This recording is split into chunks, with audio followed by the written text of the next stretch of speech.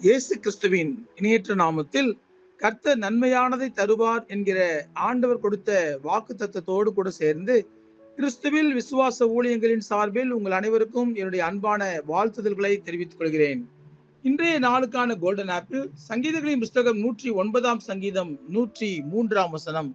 உம்முடைய வார்த்தைகள் என் நாவுக்கு எவ்வளவு இனிமையானவைகள், என் வாய்க்கு அவைகள் தேனிலும் மதுரமாய் இருக்கும். இன்றைய செய்தியின் தலைப்பு ஆண்டவருடைய வார்த்தைகள் தேனிலும் மதுரமானவைகள்.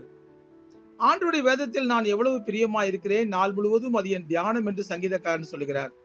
ஏன் இப்படி சொல்கிறார் என்றால், சுவையான தேனை காட்டிலும் ஆண்டவருடைய வார்த்தைகள் அவருடைய நாவுக்கு அவ்வளவு ருசியை கொடுத்தன. ஆண்டவருடைய வார்த்தைகளை ருசித்து பார்த்ததினால்தான் என் வாய்க்கு அவைகள் தேனிலும் மதுரமாய் இருக்கிறது என்று அவர் கூறுகிறார். ஆண்டவருடைய வார்த்தைகளை அனுதினமும் வாசித்தபடினாலும், ஆண்டவருடைய கட்டளைகளை கை கொண்டபடினாலும் முதியோர்களை பார்க்கலும் ஞானம் உள்ளவனாய் இருக்கிறேன் என்று பெருமையாக சொல்லிக் கொள்கிறார். இந்த உலகத்தில் நமக்கு பிரியமான எத்தனையோ விஷயங்கள் உள்ளன. ஒன்றாவது நமக்கு அறிவையும் ஞானத்தையும் கொடுக்கிறதா? கொல்லாத வழிகளுக்கு செல்லாமல் நம்மை விலக்கி பாதுகாக்கிறதா? எதுவும் இல்லை. ஆண்டவருடைய வார்த்தைகள் தான் நம்மை நல்வழிப்படுத்துகிறது. அதனால் நாம் வேதத்தை வாசிப்பதற்கு பிரியப்பட வேண்டும்.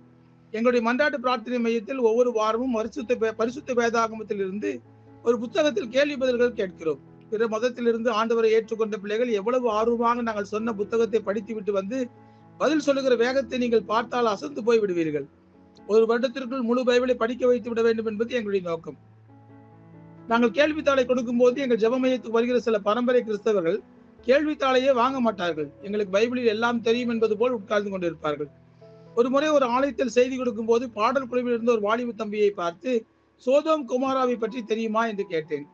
கீர்த்தனை பாட்டை நன்றாக பாட தெரிந்த அந்த பையனுக்கு பைபிள் தெரியவில்லை. காரணம், பைபிள் படிப்பதில்லை. சோதோம் குமாரா இருவரும் கடவுளுக்கு பயந்த நல்ல தம்பதியினர் என்று அவன் பதில் சொன்னான். இன்னும் அதிகபட்சமாக அவருடைய பையன் பெயர் சிம்சோன் என்றும் சொன்னான். ஏனென்றால் அந்த பையனுடைய வீட்டில் 1 சங்கீதம், 23 சங்கீதம், 91 சங்கீதத்தை தவிர வேறு எதையும் படிப்பதற்கு அவனை பெற்றோர்கள் ஊக்குவிக்கவில்லை. ஆண்டவருடைய வார்த்தைகளை படிக்காவிட்டால் ஆவியானவர் எப்படி வழி நடத்துவார்? ஆண்டவருடைய வசனங்கள் நம்முடைய கால்களுக்கு தீபமாகவும் நாம் செல்லும் பாதைக்கு வெளிச்சமா இருக்கிறது என்பதை உணர்ந்து கொண்டு யாரெல்லாம் அனுதினமும் பைபிளை படித்து தியானம் பண்ணுகிறார்களோ அவர்கள் ஆவிக்குரிய வாழ்க்கையின் ருசியை நன்றாக அனுபவிப்பார்கள்.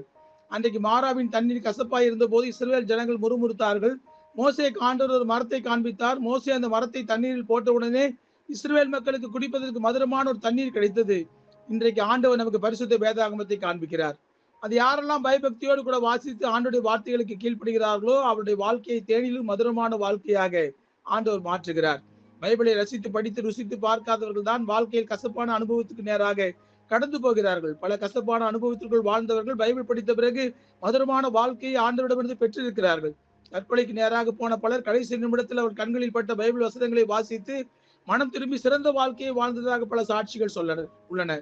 உமது வேதம் என் மனமகிழ்ச்சியா இராதிருந்தால் என் துக்கத்திலே அழிந்து போயிருப்பேன் என்று சங்கீதக்காரர் சொல்கிறார். ஆகவே ஆண்டுடைய வார்த்தைகள் நம்முடைய கசப்பை நீக்கி மதுரமான வாழ்க்கையை கொடுப்பது மட்டுமல்லாமல் நம் வாழ்க்கையில் ஆறுதலையும் தேர்தலையும் கொடுத்து நம்முடைய ஆத்மாவை உயிர்ப்பிக்கிறது என்பதை உணர்ந்து வேதத்தை ஆழமாக வாசிப்போம், தியானம் செய்வோம். கர்த்தர் நன்மையானதை தருவார். ஆண்டவருடைய கிருபை உங்கள் அனைவரோடும் கூட எப்பொழுதும் இருப்பதாக. ஆமேன், ஆமேன்.